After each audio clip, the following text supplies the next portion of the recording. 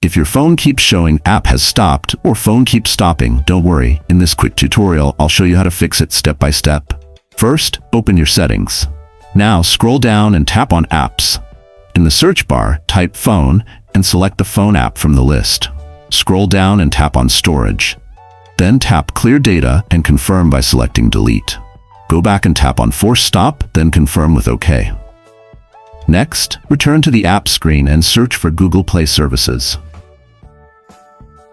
Open it, scroll down, tap storage, and then select clear cache. After that, go back, tap on the three-dot icon at the top right corner and choose Reset App Preferences. Confirm by tapping Reset Apps. Now restart your phone. Once it's back on, open your My Files app and make sure you have enough free internal storage. If it's almost full, delete unnecessary apps, files, or videos. That's it. Your phone keeps stopping. Problem should now be fixed. If this video helped you, please give it a like, drop a comment, and don't forget to subscribe for more quick tech fixes.